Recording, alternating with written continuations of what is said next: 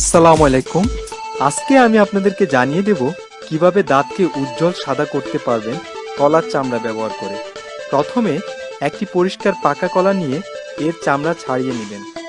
ছোলার সময় চেষ্টা করবেন নিচের দিক থেকে ছোলা শুরু করতে, লাইক দ্য মানকিস ডু। ঠিক ছবিটা আপনারা যেভাবে দেখতে পাচ্ছেন, কেননা এইভাবে ছুললে চামড়ার সাথে অধিক আঁশাল লেগে থাকে। তারপর ছোলা চামড়ার ভিতরে সাদা স্তর দিয়ে উপরের ও নিচের সারির দাঁতগুলোকে ঘষুন। দেন বাহিরের হলুদ স্তর ফেলে দিয়ে 4-5 মিনিট অপেক্ষা করুন ছবিটির মতো করে। সবশেষে দাঁতের ব্রাশ দিয়ে দাঁতগুলোকে মেজে নিন। আপনি ইচ্ছা করলে দাঁতের পেস্ট ব্যবহার করতে পারেন কিংবা নাও পারেন। এখন আপনাদের মনে হয়তো প্রশ্ন জাগতে পারে, কলার চামড়া কিভাবে দাঁতকে সাদা করে? এর উত্তর হচ্ছে, কলার চামড়ায় কিছু খনিজ পদার্থ আছে। খনিজ পদার্থগুলো হচ্ছে পটাশিয়াম, ম্যাগনেসিয়াম এবং ম্যাঙ্গানিজ। এগুলো দাঁতের দ্বারা শোষিত হয়ে দাঁতকে সাদা করে তোলে।